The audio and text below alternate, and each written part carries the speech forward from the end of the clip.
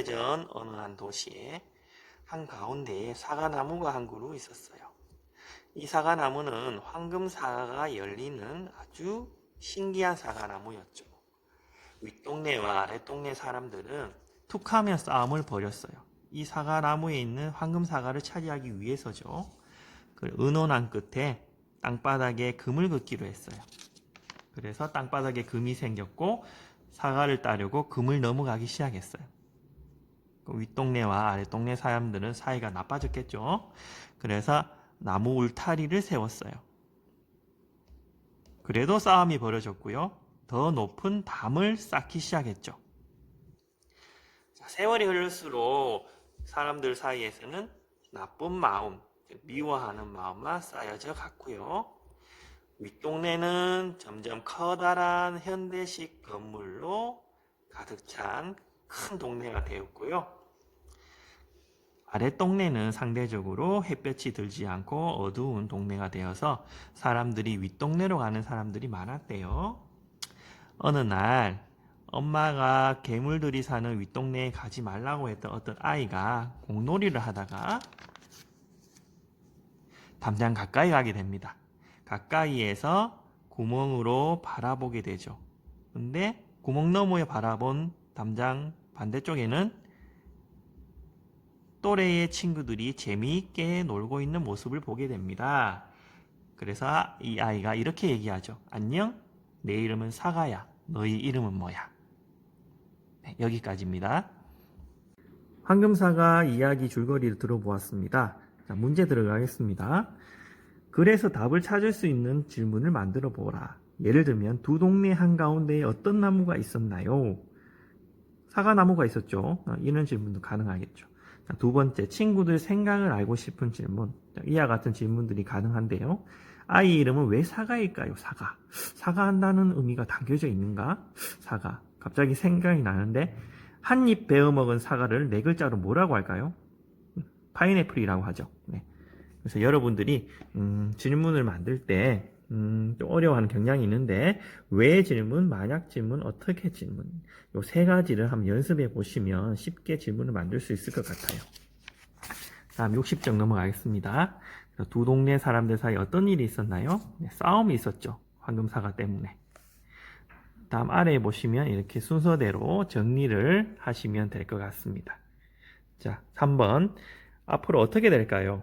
아이들이 먼저 친해질 것 같고요. 그리고 그로 인해서 어른들도 친해지고, 그래서 두 동네는 사이가 좋아지지 않겠나 이렇게 긍정적으로 한번 생각해 봅니다.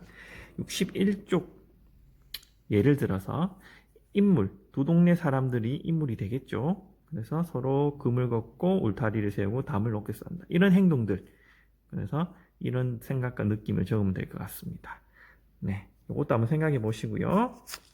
자, 그럼 아랫동네와 윗동네가 평화를 유지하려면 서로 이해하고 도와야 되겠죠. 지금 우리 남한과 북한이 이렇게 이해와 소통이 필요하듯이 두 동네 사람들도 그런 소통과 이해가 필요할 것 같습니다. 3, 4교시 수학입니다. 오늘은 분수 나누기 자연수를 분수의 곱셈으로 나타내 보는 거예요. 자, 첫 번째, 식혜 3분의 1리터를 4명이 똑같이 나누어 마십니다. 3분의 2 나누기 4가 되겠죠. 3분의 2는 우리가 지난 시간에 배웠듯이 크기가 같은 분수를 이렇게 바꾸고 이렇게 계산을 하면 6분의 1이 나오죠. 네. 다음 2번에 보시면 3분의 2 나누기 4입니다. 보시다시피 그림으로 이렇게 나타냈고요. 결국에는 요만큼이 몫이 되겠죠.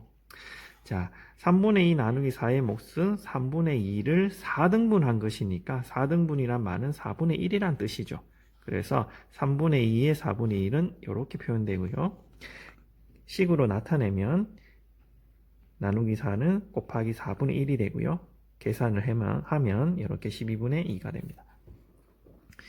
자, 다음 17쪽에 5분의 7 나누기 3이 나옵니다.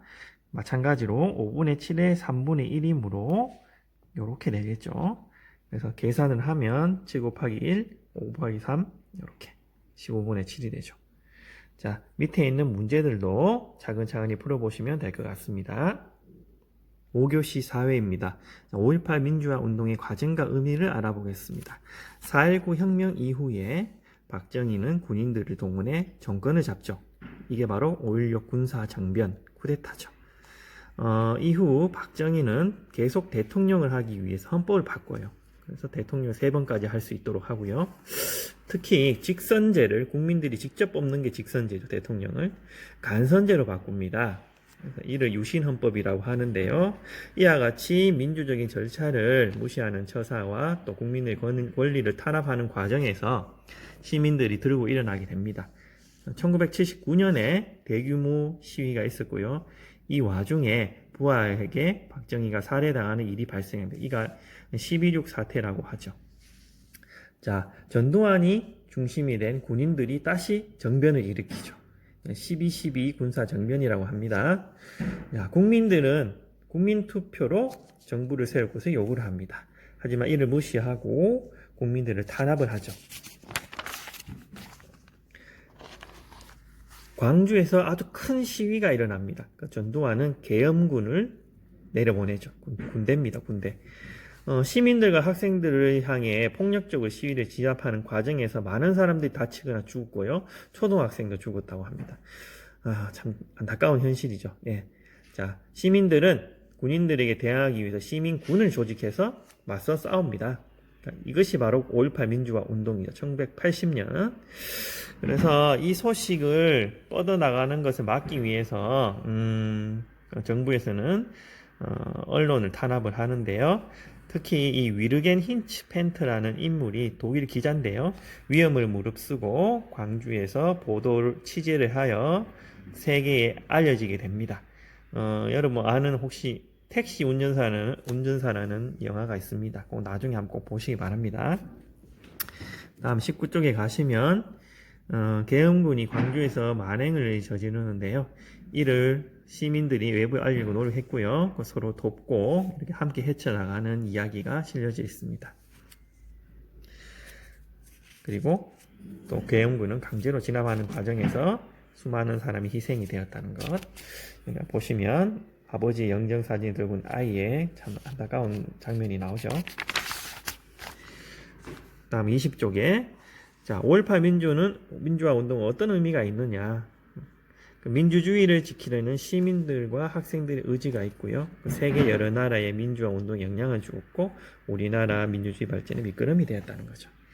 자, 5.18 민주화 운동 기록물은 세계 기록 유산이 되었어요. 네. 문서가 4,271권 그리고 85만여 쪽에 달하는 문서가 있고 촬영한 필름이 2017개 정도 굉장히 많은 양의 그런 기록 유산이 있다고 합니다. 좀 더 자세히 알고 싶으면요 여기 누리집에 찾아가서 보면 알 수 있을 것 같습니다. 그래서 이 4.19 혁명과 5.18 민주화 운동 공통점을 한번 살펴볼 필요가 있는데요. 첫 번째는 이제 독재 정치가 원인이었다. 국민들을 권리를 뺏고 박탈하는 그런 과정에서 독재 정치가 원인이었다는 것. 다음 두 번째는 시민들이 중심이 되어서 시위를 벌여졌다. 시민들이.